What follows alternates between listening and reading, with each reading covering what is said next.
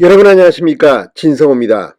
국민의힘 서해 피격 사건 태스크포스가 오늘 굉장히 충격적인 사실을 폭로했습니다.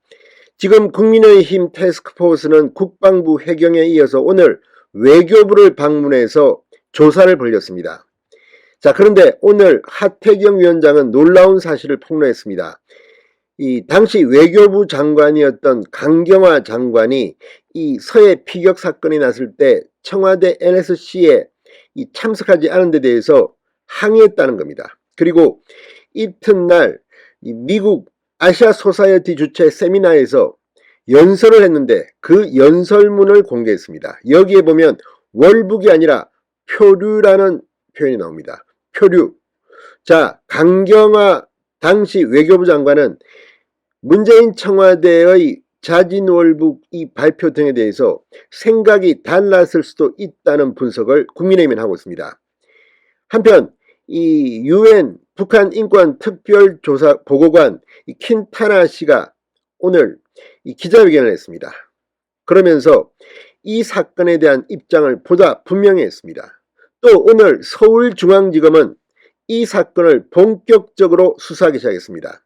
오늘 이 숨진 이 해양수산부 공무원 이대준 씨의 유족들을 고발인 신분으로 불러 조사를 했습니다. 상당히 빠르게 진행이 되고 있습니다. 문재인 전 대통령 당시 서훈 전 청와대 국가안보실장, 자, 상당히 많은 사람들이 지금 피고발인입니다. 이들이 어떻게 될까요? 문재인 전 대통령은 아직 고발당하지는 않았지만 대통령 기록물을 봉인해제하지 않으면 유족들은 문재인 전 대통령도 고발하겠다는 그런 입장을 밝힌 바 있습니다. 일이 점점 더 빠르게 진행되고 있습니다. 진성호의 융단 폭격 시작합니다. 문재인 청와대를 융단 폭격합니다. 방송에 앞서 아직 진성호 방송의 구독자가 아니신 분은 붉은색 구독 버튼 눌러주십시오. 더 좋은 방송으로 보답하겠습니다. 자, 국민의힘 해양수산부 공무원 피격 사건 진상조사 태스크포스가 오늘 외교부, 문재인 외교부는 고 이대준 씨 피격 사건 대응에서 패싱당했다. 결과적으로 서해에 있는 중국 어선 등의 제때 협조를 구하지 못하는 등 늑장 및 부실 대응을 했다고 밝혔습니다. 또 외교부는 사건 초기 이를 월북이 아닌 표류로 표현하는 등 부처 간에도 월북 판단을 두고 이견이 존재했을 가능성을 제기했습니다. 자, 오늘 국민의힘 TF는 외교부를 방문해서 조현동 1차관 등 외교부 당국자와 면담하고 피격 사건 관련 자료를 열람했습니다. 자, 이 하태경 위원장은 기자들에게 당시 서해에 중국 어선이 200여 척이 있었고 외교부는 자체 채널을 통해 중국 측에 협조 요청을 했어야 한다.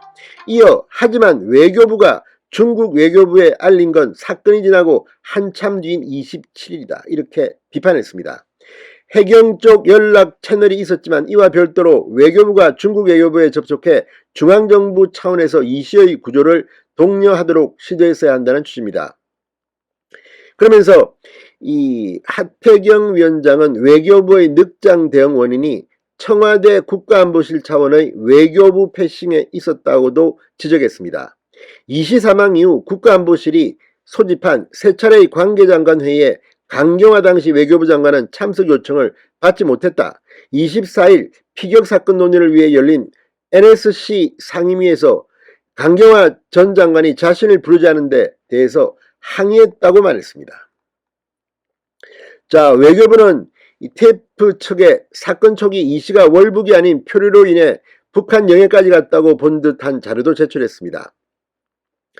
자, 2020년 9월 24일 군은 이대준 씨가 자진월북을 시도했을 가능성이 큰 것으로 판단된다고 발표했지만 다음날 열린 미국 아시아 소사이어티 주최 화상 세미나에서 강경화 당시 외교부 장관은 월북이 아닌 표류라는 표현을 썼다는 겁니다. 하태경 의원이 공개한 당시 연설 원고에 따르면 강경화 전 장관은 북한군은 서해에서 북측으로 표류한 한국 해수부 공무원을 총살하고 시신을 불태웠다고 말했습니다.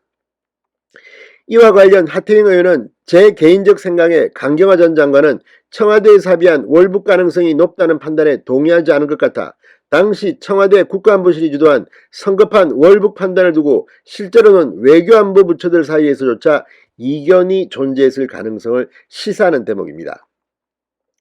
자, 이걸 보면 강경화 전 장관의 이 연설문은 앞으로 수사 등에 상당히 중요한 그런 역할을 할 가능성이 높아졌습니다. 한편 방한 중인 토마스 오헤아 킨타나 유엔 북한인권 특별보고관은 오늘 종로구 글로벌센터에서 임기 중 마지막 방한 기자회견을 열고 한국의 이전 문재인 정부에서 고인이 월북 의사가 있다고 주장했고 새롭게 출범한 윤석열 정부에선 꼭 그렇지 않을 수 있다고 발표했다. 핵심은 피살된 공무원이 과연 월북 의사가 있었는지 여부다. 알 권리와 국가안보라는 두 가지 요소를 균형 있게 고려해야 하지만 유엔 북한 인권 특별보고관으로서 제 입장은 유족의 알 권리가 우선해야 한다는 것이라고 말했습니다. 이 사건은 코로나19 통제를 위해 북한이 얼마나 가혹한 법을 적용하고 있는지 보여준다. 북한은 코로나19가 확산한 2020년 이후부터 국경지대에서 사살 명령을 내린 바 있습니다.